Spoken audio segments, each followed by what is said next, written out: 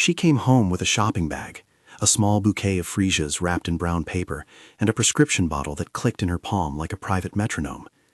It was a Tuesday, ordinary in shape, a list of errands, a courtesy call to Issa's school to confirm pickup after piano, a grocery that would make soup for the week. The doorknob yielded without fuss. The hallway smelled faintly of lavender from the sachets she kept in a ceramic bowl by the console. Then a different scent arrived ahead of her footsteps, a perfume she did not have a name for, but that read like another person's punctuation in a room she thought was hers. Marin Holloway stopped with the shopping bag still in her hand. For a long second she let the ordinary objects be evidence of ordinary life. The bouquet, the prescription bottle, the tote with receipts neatly folded at the bottom. She noticed the disarray before she understood its meaning. A framed photograph on the shelf tilted, a hotel keycard on the nightstand, the edge of the duvet not smoothed, as if two bodies had left behind the soft proof of their shape. She did not move to confront. She reached instead for the smallest tools she carried to steady a day: her phone, the camera app already loaded, a leather notebook she used for project notes, and, in an old habit from city meetings, to log decisions and sign-offs. What she did in the next minutes would determine far more than the immediate moment of shock.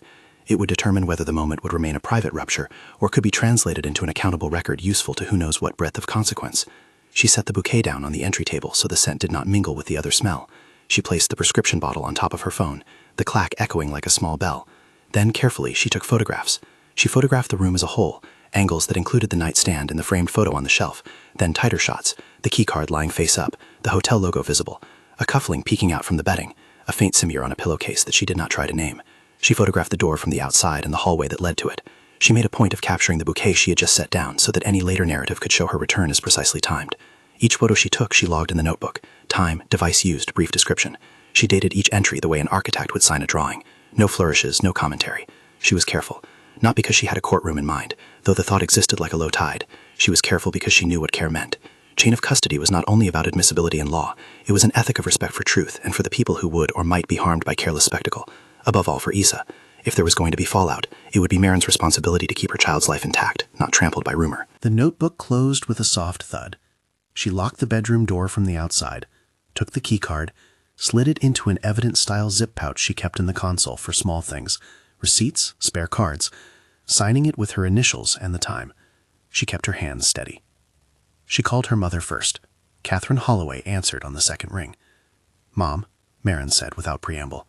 Her voice was a flat, practical instrument. It carried the news, but not the theater. "I found something. I need you to come." "Is Issa with you?" Catherine asked. "No." Marin felt how the question pivoted the moment. She felt the small, domestic weight of Issa's piano key under the things on the shelf, an absence like a hollow. "She's at Rena's. I'd arranged pickup. Stay there. I'll handle this. Call Lydia." Catherine did not need to be told twice. There was a steadiness in her tone that Marin had learned to rely on in crises, the slow, measured cadence of someone who had, in a life of civic boards and municipal meetings, understood that outrage needed an architecture. "Good," Catherine said. "Keep a record. Don't post anything. I'm leaving." Marin ended the call and dialed Lydia Park. Lydia's voice came through over the line like a practiced calm. "Tell me exactly what you have," she said. Marin told her, the keycard, the tilted photo, the scent, the room. She said explicitly what she had done, photographed, sealed, logged, and what she had not done. "Do not touch anything else," Lydia advised. "Document, preserve, and don't engage. I'll be there within the hour. Jonah will meet us at your house. Keep Issa away from social media and strangers. We'll advise on the preservation letters and whether to notify the trustees." Jonah Reed arrived before Lydia.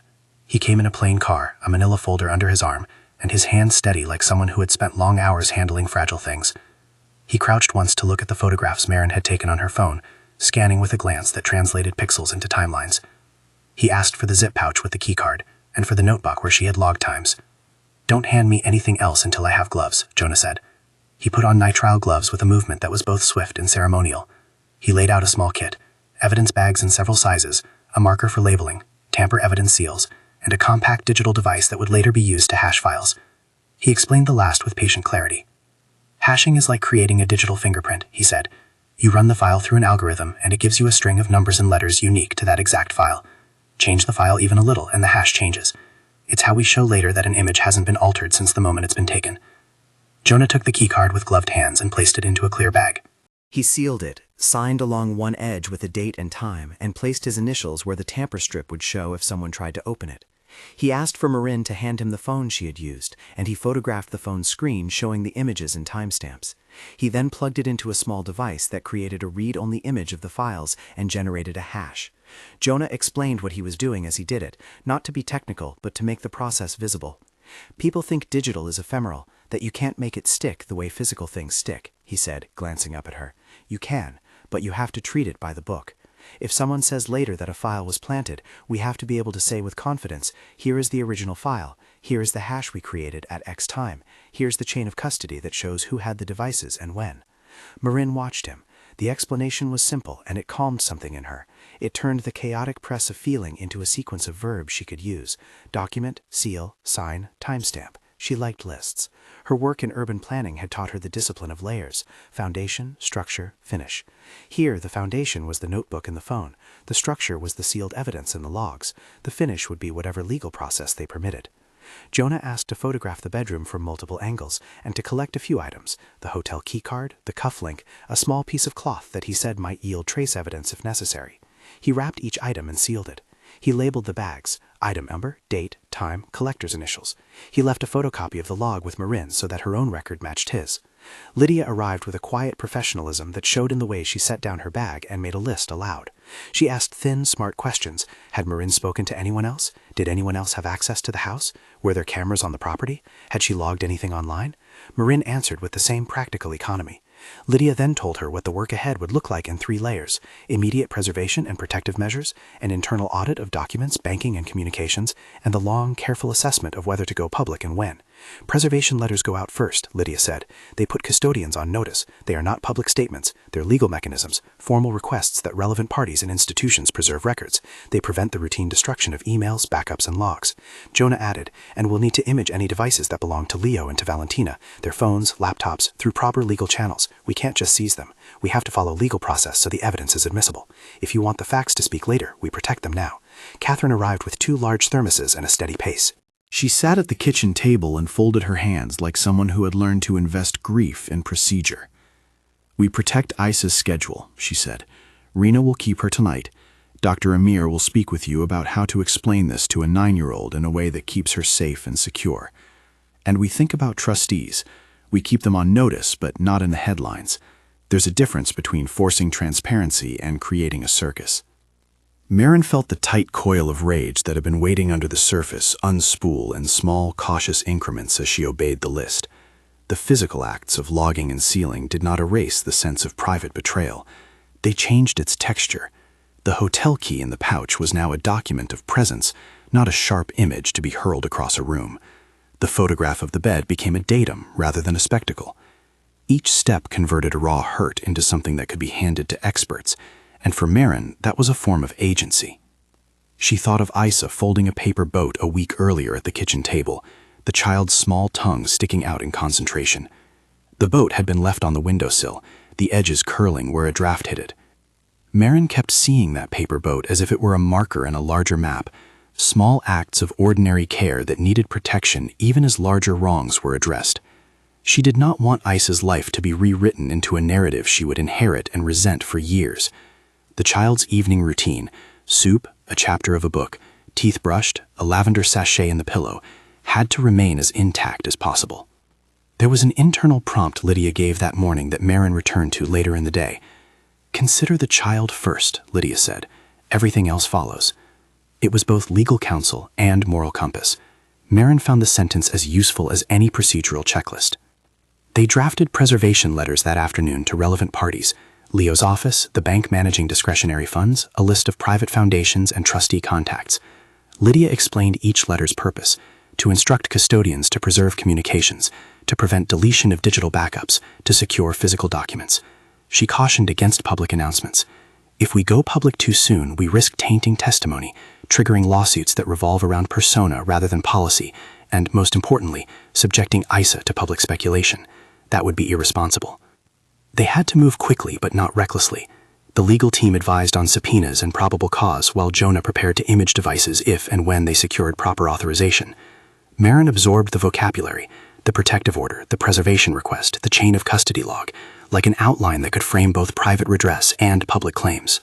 Catherine listened and offered strategic reminders from years of serving on civic boards. Maintain a credible voice.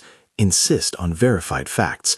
Do not conflate personal injury with institutional reform too early, lest the former drown out the latter.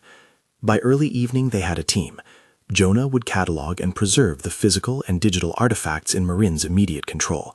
Lydia would prepare preservation letters and draft a litigation plan, identifying likely discovery paths and the need for targeted subpoenas. Catherine would coordinate with Rena and Dr. Amir to protect Issa's routines and to ensure medical and counseling support. Marin reached out to Benjamin Reed, an editor she had once worked with on a civic fundraiser. She asked for a quiet conversation about the shape of any public statements, and he promised to listen without promising publication. There were moments of private recalibration. Marin took off her coat and stood for a long time by the kitchen sink. The city outside hummed, trams, a couple walking their dog, the distant clack of a late bus. And inside the apartment, the lavender smelled like ordinary safety. She opened the leather journal she kept in the bottom drawer, the one she used for design sketches and notes from community meetings. She found a pressed ribbon of paper tucked into a page, a remnant of a lecture Issa had attended on the riverfront. Marin smoothed it between her fingers. The small artifacts of daily life had acquired a protective logic to her now. They were not props, but guardians. Jonah taught her in the laboratory light of the kitchen table how digital files carried metadata that traced when a file was created, modified, and by what device. He explained the limits and strengths, that while a photograph taken on her phone would have embedded timestamps, those timestamps could be altered by bad actors. That was why the hash and the separate imaging were important. He showed her in clear terms how to present the information later. Chain of custody entries would demonstrate each step a piece of potential evidence took, from moment found, to sealed bag, to laboratory imaging device, to storage in an evidence locker. He emphasized signatures. If someone later claims the file was manipulated, the court looks at the totality: consistent logs, third-party verification, and uninterrupted custody. No single piece lives alone. Lydia and Jonah together rehearsed a simple shorthand Marin could use in public statements if it ever came to that. "We only say what we can verify," Lydia instructed. "We never allege motive. We state facts. We ask for processes. Transparency demands that we don't become our own worst spectacle. If your mandate is accountability, keep your language anchored to institutions and the transparent mechanisms you seek." Marin repeated the sentence to herself. It felt like a clean mantra, a counterweight to the private life undone. When Issa returned from Reina's that evening, her mother moved as if nothing had ruptured. There was soup on the stove waiting, and Marin drew the world around the child in small, precise motions: place for a backpack, a note for piano practice, the lavender sachet fluffed. Reina had left fresh croissants in a note. "She's calm," had pudding at snack, rode home in the back seat. The note mattered more than the croissants. It was proof that the child's evening had been spared the immediate public shock. After Issa's goodnight, a routine of a book, a song hummed off-key, a small paper boat left by the window. Marin sat at the kitchen table while Jonah archived the last files to a portable, encrypted drive. He generated the final hash and printed its verification onto a small card, the way one prints a certificate. Lydia wrote down a list of potential witnesses and sources of records: trustee meeting minutes, bank transaction logs, emails related to donor-driven projects, project memos where Leo's foundation's name appeared. They needed authorship, dates, and connections, precise threads that tied private acts to public influence. There was a point that evening when Marin stood to look out at the city.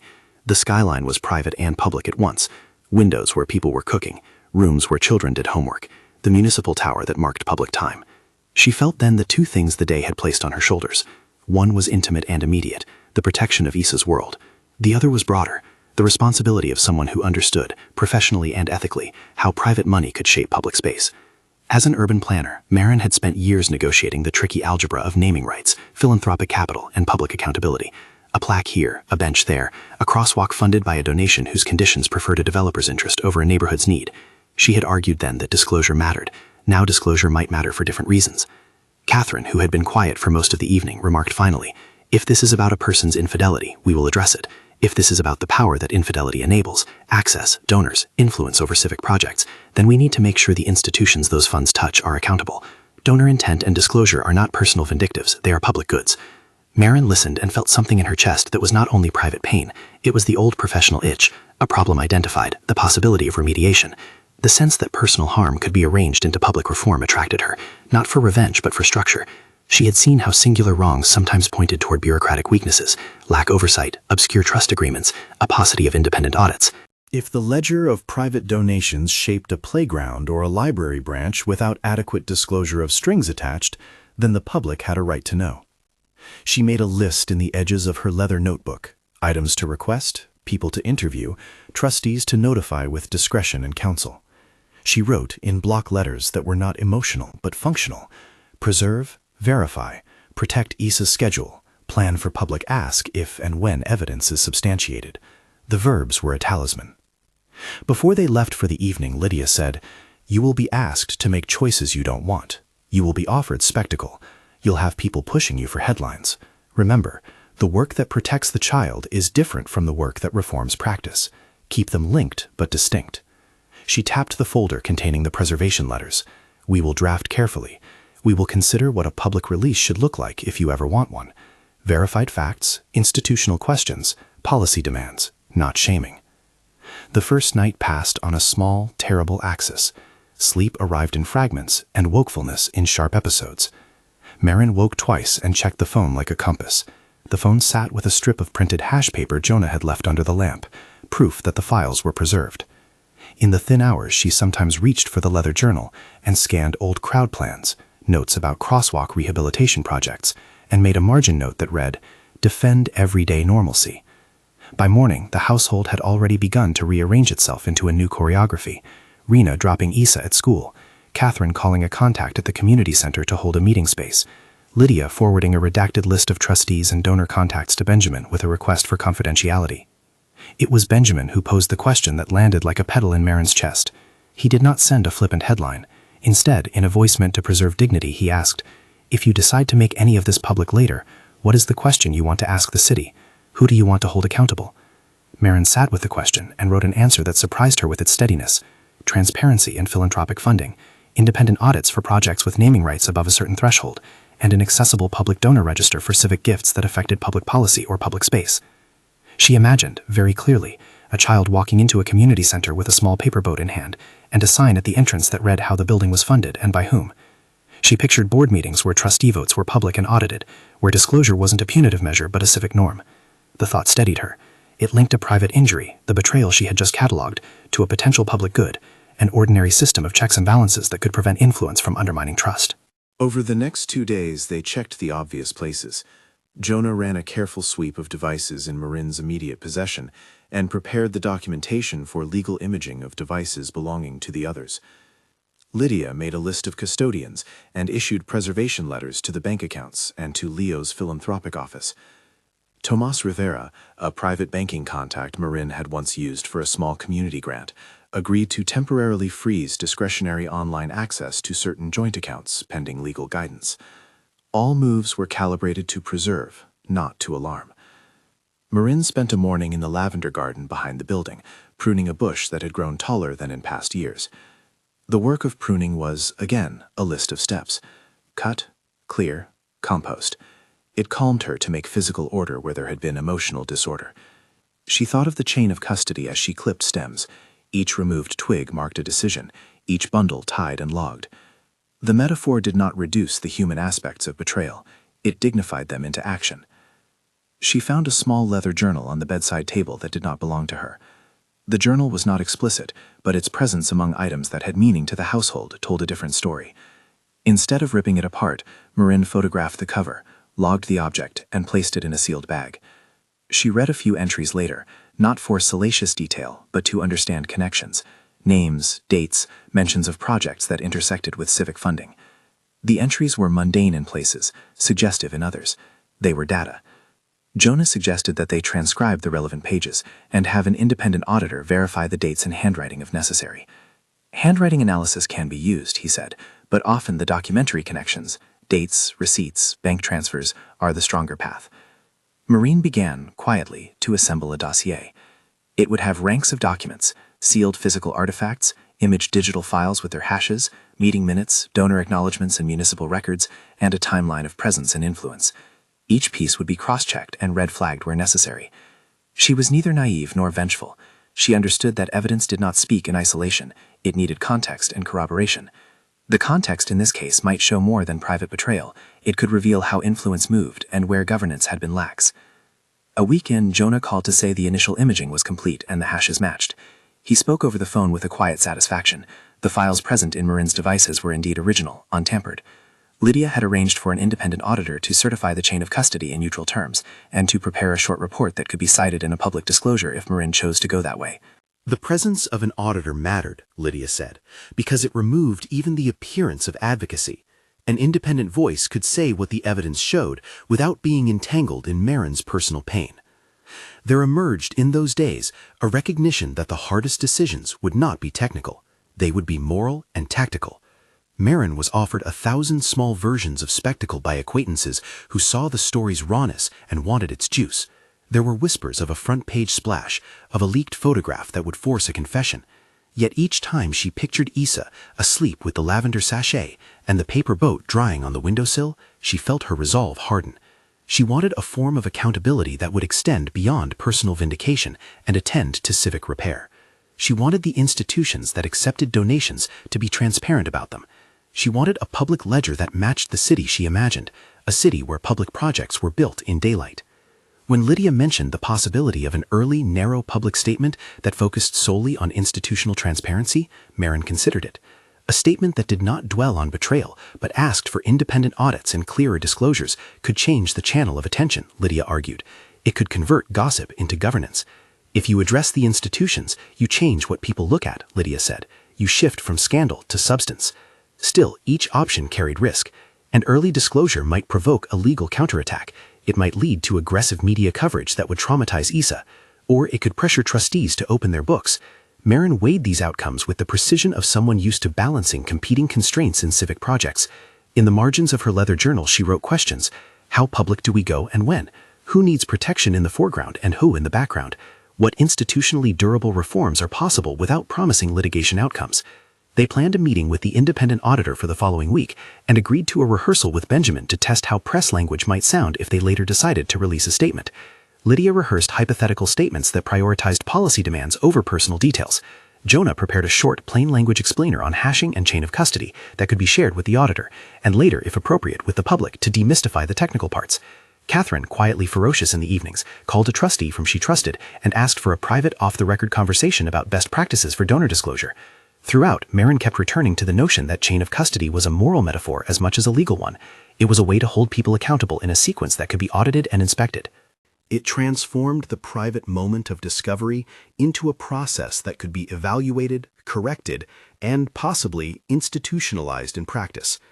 She found comfort in the notion that the very same rigor she applied to crossing lights, funding pedestrian safety, and zoning could now be applied to the messy intersection of private influence and public goods. At the end of the week, they had enough to map a path forward, but not to close the story.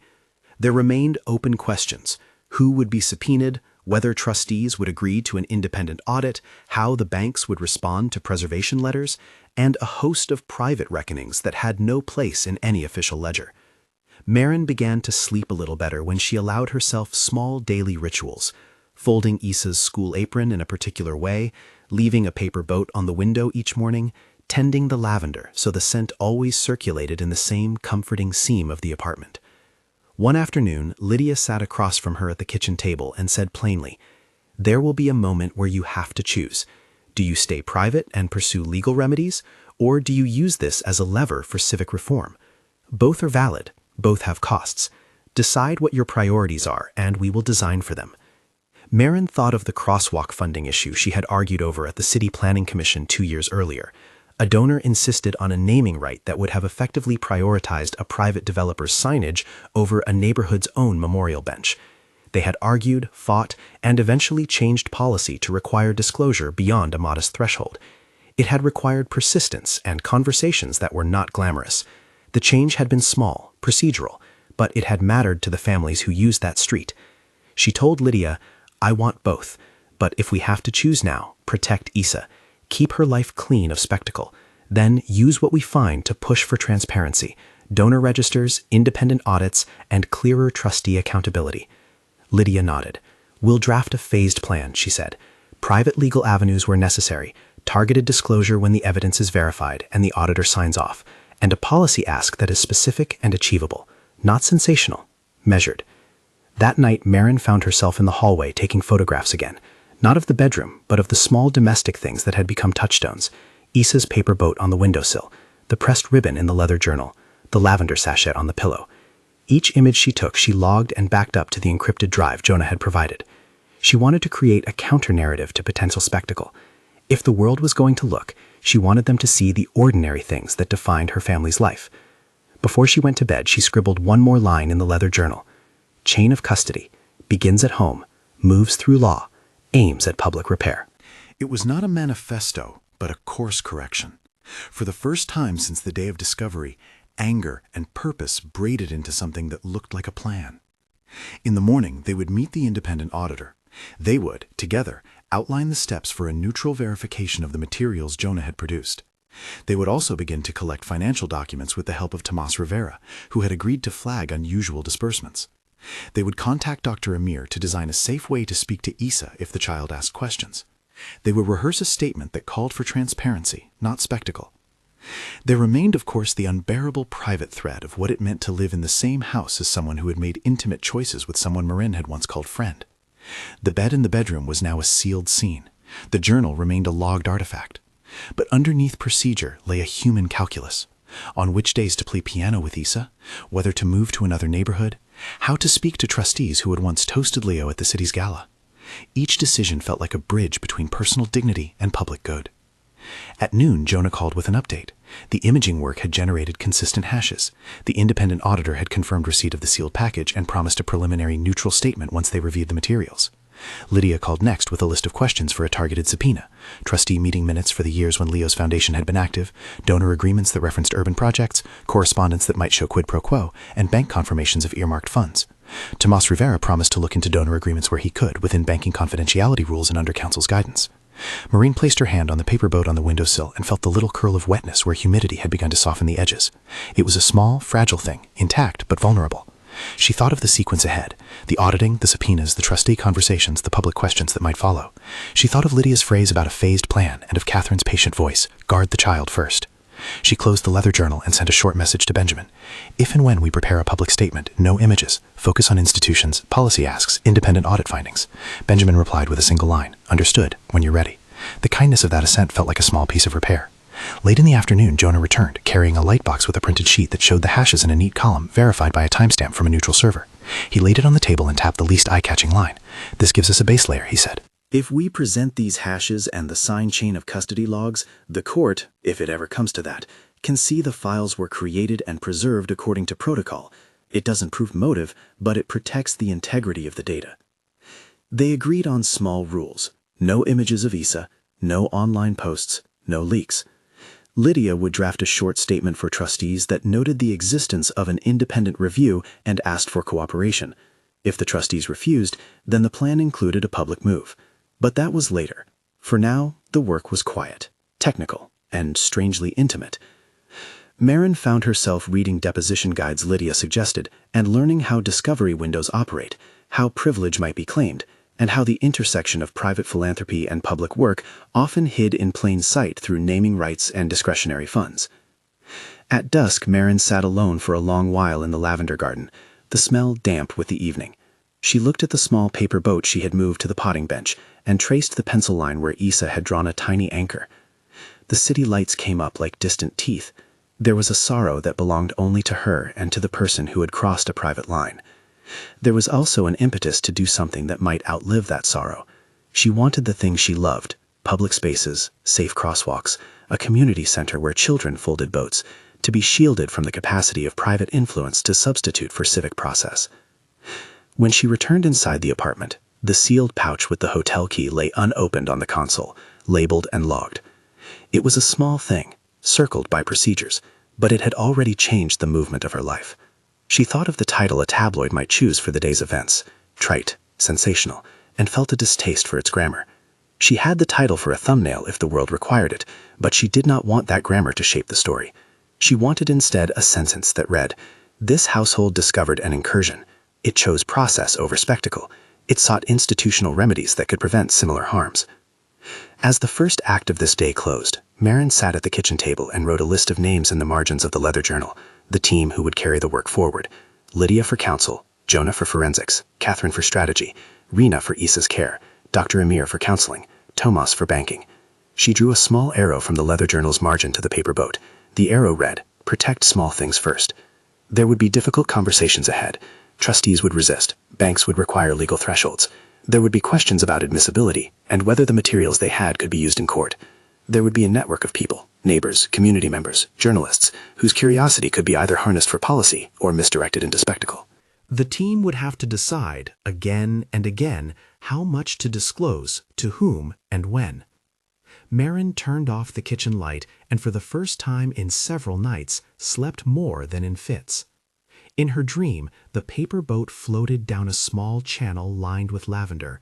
There were no anchors, only small steady hands guiding it, and a ledger at the bank that was open and clear for anyone to read. When she woke, the leather journal lay open on the table where she had left it, a margin note newly legible. Keep Issa's ordinary world intact. The rest follows. They were, at that point, not yet public. The seals were not yet broken in any courtroom. The independent auditor had only promised to look. The trustees had not yet been confronted publicly. But the scaffolding had been built, photographs logged, devices imaged and hashed, preservation letters on their way, a team assembled that could translate private injury into public inquiry without indulging in cheap spectacle. The day closed with a small ritual. Marin placed a lavender sprig beside the sealed pouch on the console. It was a quiet gesture, part talisman, part promise, that the home would not be lost to rumor. She thought of the first scene of discovery and how different it had become. Not an episode to consume, but a problem to solve. The rest of the story would demand harder decisions about subpoenas, about the trustees' response, about whether a gala might be turned into a forum for questions rather than applause. For now, with the evidence catalogued and friends keeping Issa's evenings ordinary, she allowed herself a measure of patience. Outside, the city continued its indifferent communal work. Inside, Marin placed her hand over the paper boat and for a moment imagined a future in which the ledger of public gifts was as obvious as the names on a plaque, visible, audited, and accountable. It was a small vision. It was enough as a beginning. The independent auditor arrived on a clear morning with an understated briefcase and a neutral expression that meant business. Marin met him on the stair landing, thankful for the absence of cameras and the presence of protocol. They walked through the house together, the lavender sachets, the windowsill with its paper boat, the kitchen table with the leather journal open to a margin note, and the auditor listened without dramatics. He asked for the sealed evidence bags, the printed hashes Jonah had supplied, and the photocopy of Marin's chain of custody lock. He checked the seals, compared signatures, and read the notebook entries as if they were plans for a building. Method, sequence, measure. "You did what needed to be done," he said plainly. "Now we verify the process independent of anyone's motive.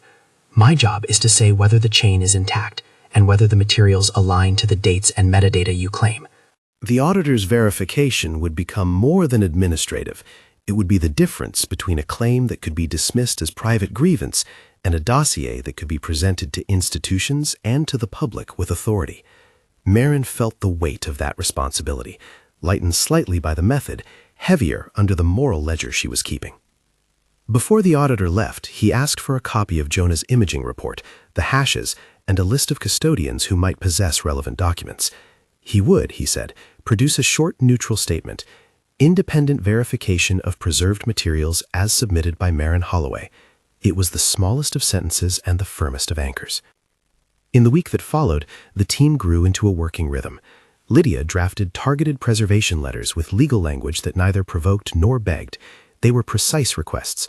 Preserve emails, backups, ledgers, donor agreements, trustee minutes, and any correspondence regarding the foundation's discretionary funds.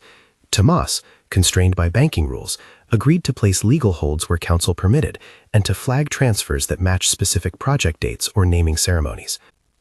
Jonah's lab became a quiet theater of verification. He walked Marin through the imaging process again. Write block drives, checksums, MD5 and SHA 256 values explained in plain terms as digital fingerprints that would match only one version of a file. He showed her how timestamps could be corroborated by server logs and by independent timestamp authorities, external services that register a file's hash and timestamp in an immutable ledger. When Marin saw how a string of letters and numbers could anchor a photograph in time, she felt something like reassurance. Facts could be stitched to time and place. At the same time, the domestic life kept its rituals. Rena continued to pick Isa up from after school and left notes that read like small depositions of normalcy. Piano practiced, snack eaten, no scan of distress. Dr. Amir visited to advise on how to speak with a 9-year-old whose world had been exposed to an adult fracture. He suggested language that was truthful without being graphic, concrete without being intrusive. "You don't need to give her details she can't hold," he told Marin in the small sunroom. "She needs routines, simple explanations about safety, and the knowledge that adults are arranging things to keep her life predictable." Marin learned to translate legal complexity into child-size constancy. The lavender sachet was fluffed each night, soup was portioned into the same bowl, the paper boat was placed where Isa could see it but not be reminded of the source of its fragility. Small domestic acts sustained the child's interior world. Benjamin met Lydia and Marin in a quiet cafe, and after the necessary confidences were exchanged, asked the question Lydia had warned would matter. "What is the civic question you want attention on?" He did not want scandal. He wanted structural clarity. Marin answered with the same measured list she had written earlier: donor registers, threshold disclosures, independent audits for projects with naming rights, trustee accountability. Benjamin nodded and sketched possible op-eds and a measured release that emphasized policy over plenitude, facts verified by an independent auditor, requests for institutional answers, and no photographs of the child, no salacious detail. "We'll build the story around public goods," he said.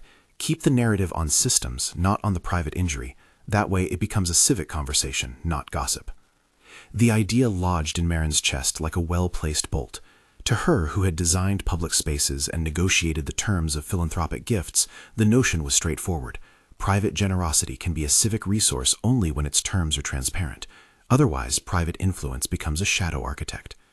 There was, inevitably, pressure from elsewhere. An acquaintance of Leo's hinted at a quiet demand: settle privately and move on. Another curious voice, someone who'd once been on a board with Leo, offered the chance for a retraction if a story never saw light. The offers were pragmatic and sometimes kind, but Marin listened to each with the suspicion of someone who had learned to read leverage. Lydia's advice was patient and legalistic. Evaluate each offer through a filter of protection for Isa and institutional change. Small private settlements that muzzled accountability were not only personally unsatisfactory for Marin, they often allowed structural opacity to remain. They prepared for the possibility that trustees might not cooperate. Lydia drafted a phased plan. First, private preservation and targeted subpoenas. Second, if necessary, a narrow public statement that asked questions of institutions and invited independent audits. Third, if trustees resisted, a public move using the auditor's neutral report as a foundation. All along, Lydia emphasized, the language had to be specific and procedural. "We request an independent audit of donor agreements tied to civic projects, disclosure of donor conditions, and the creation of a public register for gifts above a defined threshold. No moralizing, no naming for shame, just benchmarks for governance." Jonah produced a plain language explainer on hashing, metadata, and chain of custody for use in potential public presentations. It was written to demystify the technical parts for a lay audience: what a hash is, why an independent timestamp matters, and how signatures and tamper-evident seals create a visible thread of possession. Lydia and Marin read it and practiced how such language could be delivered: calm, clear, not performative. Rehearsals with Benjamin were small and clinical. In a meeting room at the community center, they ran through a mock press embargo. Benjamin, careful, insisted the auditor's verification be the lead element. Independent verification confirms that materials were preserved, that files are authentic, and that the chain of custody is intact. Lydia practiced the wording that would anchor any public statement: a request for institutional cooperation, a call for independent audits, and an insistence that the child be kept out of public view. Marin practiced delivering this with the evenness she had used in the first hours after discovery: measured, resolute, and without theatrical flair. Between rehearsals, Marin found herself writing and rewriting a short personal paragraph she had no intention of making public, an exercise in disciplining grief into argument. It began simply: "For the sake of our city's public spaces and for the sake of my child, I ask for disclosures where private gifts shape public goods." She kept the sentence inside the leather journal as practice for when language would need to match principle. The trustees' response was not uniform. Some replied with a polite assurance that they would cooperate. Others offered procedural pushback, citing confidentiality agreements and donor privacy. Lydia leaned into the craft of negotiation. "We can seek tailored subpoenas," she said. We can ask for redactions that protect privacy where appropriate, but we insist on audit access and clarity on whether donor conditions shaped projects contrary to public interest. Tomas, who handled certain private banking relationships, worked within counsel to flag transactions that met the threshold of inquiry. A week turned into a month of careful steps. Marin sat in a conference room while Lydia and the auditor sketched a timeline, donation dates, project approvals, trustee minutes, and mapped connections. They found instances where discretionary funds had been acknowledged but not clearly disclosed in municipal records. Some records were incomplete. Some donor agreements had language that required interpretation. It was exactly the kind of bureaucratic murk Marin had long worried about, the gap between intent and transparency. They rehearsed one more time before deciding that the gala, Leo's Gala, a year-planned event that drew civic leaders and donors, presented both risk and opportunity.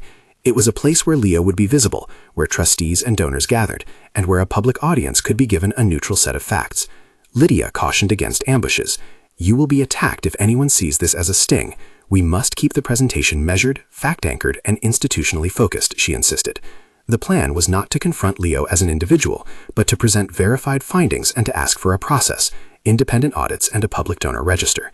On the morning of the gala, they rehearsed in the dim quiet of the community center's small auditorium. The auditor would sit on stage and present his neutral verification. Materials preserved as presented, hashes and chain of custody logs intact. He would not interpret motive. Benjamin would stand by for statements to the press that framed the event as a call for governance. Lydia would present the specific policy asks, and Marin, centered on the paper boat in her pocket like a talisman, would speak to civic consequences rather than personal betrayal. That evening, the gala hall was resplendent with understated light. There were polished shoes, a string quartet in unobtrusive corners, and the soft rustle of program papers. Marin arrived with Catherine and Lydia at her side and sat near the back. She had instructed the team to run the presentation on a delay, no surprises, no live confrontations. The auditor would speak from the stage and present a modest slide, hashes, chain of custody timeline, and a few redacted ledger excerpts showing the confluence of donor money and project approvals. The visuals were clinical rather than dramatic, a list of dates, a chart of funding flows, a statement of the auditor's scope. When the auditor spoke, he did so with the neutrality Marin had asked for. He described the work he had done: verification of sealed artifacts, confirmation of hashes against an external timestamping service, and an audit trail consistent with the dates submitted. He did not refer to persons by name in any accusatory manner. He described institutional paths and the presence of documents that warranted further institutional review. He spoke in the language of systems, not scandal. Marin followed. She stood, and for the first time that season felt the hush that accompanies collective attention. She read nothing confessional. She spoke only as a professional citizen turned mother, and she asked quietly for mechanisms that would reduce the chance that private gifts could override civic process. Lydia sat in the front row. Benjamin filmed only for an archival record that would later be made available to trustees and to the public. In public spaces, Marin said, the terms that shape them belong in some measure to the public. Philanthropy is vital, it is generous, it can be transformational. But when decisions about public amenities are influenced by private conditions we cannot see, that generosity risks being an instrument rather than a help. We ask for independent audits of donor agreements tied to public projects, a public donor register for gifts above a defined threshold, and trustee practices that prioritize disclosure. She did not say the words that would placate tabloids. She did not enumerate betrayals. She named processes. The audience of civic leaders and donors shifted in their seats. Some trustees looked away. Some leaned forward. Leo, when he rose to speak later, offered a statement that was guarded and legally calibrated. He insisted on his right to sufficient privacy. He acknowledged the need for process, and he offered to meet with the auditor's team. He did not confess to any personal wrongdoing. Lydia had advised Marin to expect such calibrated responses. Marin did not expect confessions. She had expected governance. The immediate media reaction was varied. Benjamin had coordinated with a small number of trusted outlets. Pieces appeared the following day that centered on transparency and institutional reform, rather than on intimate detail. The headlines the next morning leaned into policy questions. Calls for donor registers grow after auditor review, and civic gifts under scrutiny. There were some tabloids that drafted more sensational frames, but they were not the lead of the civic conversation. What dominated was the auditor's neutral statement, and Marin's focused ask: policy, not punishment. Trustees convened emergency meetings. Some offered cooperation and agreed to independent audits. Others pushed back, citing donor confidentiality and privacy concerns. Lydia prepared subpoenas and letters for targeted discovery when trustees proved intransigent. The negotiations were technical and slow, redactions on donor names due to legal restraints, arguments over what constituted a sufficient threshold to trigger the public register, and debates over who would fund independent audits. In deposition rooms later, Marin sat with Lydia beside her and answered questions about the sequence of discovery, the care she had taken in preserving materials, and the nature of her public asks. Testimony from staffers and trustees produced a map of practices. Some financial gifts had been acknowledged publicly in cursory ways. Other gifts had rare clauses that suggested conditional preferences. Under oath, some trustees admitted to poor record-keeping practices. Several bank documents, once redacted and subject to legal review, showed earmarked transfers that matched dates of certain projects. The depositions were less melodramatic than one might imagine. They were procedural, precise, and dry, a parade of minutes, memos, and emails. Legal maneuvers unfolded according to counsel's choreography. Where evidence lay in private devices, Lydia secured court orders to allow imaging under controlled conditions that preserved chain of custody. Where trustees claimed privilege, counsel filed motions delineating necessary scope and insisting on redaction protocols that protected private donors' legitimate privacy, while allowing auditors to review whether donor conditions had influenced public outcomes. There were protective orders and sealed exhibits, and every step respected the legal process Lydia had emphasized. No grabbing of devices, no public leaks, careful redactions to protect innocence, and a persistent focus on institutional governance. Settlement discussions emerged as one possible endpoint. They were not swift. Lydia negotiated terms that were both remedial and structural: commitments to independent audits of donor agreements, creation of a transparency fund financed in part by donors willing to support governance reforms, the establishment of a public register for gifts above a specified amount, and formation of an oversight committee with independent trustees and community representatives. Financial restitution to Marin was discussed in separate channels. She insisted that any personal settlement clause should never preclude broader institutional disclosure. Some trustees resisted the scale of reform, yet the combined pressure of independent verification, media framing around civic issues, and bank cooperation nudged negotiations forward. The language of the settlement, where it was eventually reached, was careful and modest. It did not admit personal culpability from any particular actor in their private capacity, nor did it promise litigation outcomes. Instead, the agreement set in motion institutional changes that could be audited: an independent auditor to review past donor agreements related to public projects, a public donor register accessible online with properly redacted personal data where legally required, and a new governance protocol for trustees that required disclosure and review of donor conditions exceeding a defined threshold. For Marin, the settlement was not a cure for private pain. It was, however, the translation of private harm into public instrumentality. The reforms were probabilistic. They could reduce future opacity and create better public oversight, but nothing was guaranteed.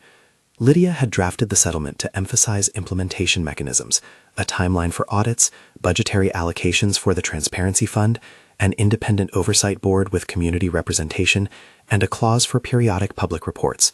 The language was dry but consequential. It created routines that could be inspected and improved. After the settlement announced publicly, careful, measured statements emphasizing institutional reforms, Marin retreated to the domestic routine she had protected so vigilantly. The lavender sachet remained in the same seam of the pillow. Rena resumed morning croissant drops and notes in the same tidy hand. Dr. Amir advised on how to continue explaining to Issa that adult choices could be complicated and that adults were responsibly arranging for the family's stability. Marin brought Issa to the community center for an art class one Saturday and watched the child fold paper boats with a focus that made Marin's chest ache and steady at once. The boat motif had hardened into a symbol of what small acts could preserve. Years later, the foundations of change were visible in modest, practical ways. The newly established public donor register sat on a municipal website where community members could search for projects and see which donors had contributed above threshold amounts. Confidential donor information had appropriate redactions, but the presence of a register reduced opacity. Independent audits of certain projects had been completed and made summary public. In a few instances, trustees amended naming agreements to reflect community input and removed certain donor conditions that had been inconsistent with public priorities. The Transparency Fund, seeded in part by an allocation from a restructured foundation, began underwriting mentorship programs for young women in urban planning and civic engagement. These were small grants, a summer stipend, travel to planning conferences, seed funds for community-led placemaking projects. The mentorship workshops were held in community rooms, where the paper boat motif resurfaced as a craft activity that symbolized steady hands building small vessels to navigate public life. Marin found herself returning to professional boards, but with a new vocabulary. She taught sessions on donor disclosure and governance, using practical language and case studies rather than invective. She spoke about thresholds and audit scopes, about redaction protocols and privacy law, and about the chain of custody not only as a legal mechanism, but as a civic ethic, a visible link that allows the public to trace decisions impacting public space. She mentored young planners who asked how to balance private philanthropy's benefits with institutional transparency. Donor generosity can be a force for good, she would tell them, but it must be subject to the same light that guides all public choices. There were small victories. A neighborhood that had once received a playground now had added signage that explained the donor's contribution and the project's procurement process, with a QR code linking to the donor register and the independent audit summary. A crosswalk project once under a private naming clause was reviewed and restructured to prioritize pedestrian safety metrics over aesthetic donor conditions. Trustees revised bylaws to include periodic public reporting of donor agreements affecting capital projects. None of these changes was sweeping overnight. They were the accretions of work, each one procedural, each one requiring quiet negotiation and sustained attention. At home, Marin's life regained its ordinary seams. She still kept the leather journal on the kitchen table and wrote margin notes about civic meetings and about a child's piano recitals. She still photographed the paper boat sometimes, but now more often she photographed a crosswalk repair with new reflective paint, a community garden bench funded through the Transparency Fund, a brochure from a mentorship program where teenagers learned to draft community plans. The photos were different evidence now, documents of repair rather than of rupture. Isa grew with a slow steadiness. The child learned to fold increasingly elaborate paper vessels and to tape them to broker rules for imaginary fleets. Dr. Amir's guidance blended into family practice, age-appropriate explanations of adult responsibility, an emphasis on predictable routines, and an ongoing willingness to answer questions without imposing adult complexity. Marin watched from doorways and chairs, often thinking in civic metaphors, how small maintenance keeps a bridge from failing, how early disclosure keeps trust from eroding. Catherine remained Marin's moral anchor. She attended a few trustee meetings and offered wisdom cast in steady sentences about process and restraint. "The work we do in the civic space is patient," she told Marin one afternoon in the lavender garden. "Not every change is grand, but the sum of procedural fixes accrues. You have helped set a precedent. People will watch and learn." On a quiet anniversary of the discovery, Marin walked through the community center's main room, where the mentorship program held an exhibition of small planning projects. Teenage participants had designed a safe route to the riverfront and had proposed benches made from reclaimed wood, with plaques explaining their funding. One plaque included a small line: "This project funded through the Civic Transparency Fund, donor details on public register." Marin felt a lightness that had little to do with vindication and everything to do with steady consequence. The leather journal remained open on her kitchen table that night, with a new margin note that read, "Ordinary continuities sustain civic trust." She folded a paper boat with Isa and tucked it into a book. The lavender was pruned and the scent filled the apartment like a promise of order. Marin knew that the settlement and the reforms were not a panacea. She also knew that processes, once institutionalized, had the capacity to outlast a season of personal pain and to build structures where transparency was routine rather than exceptional.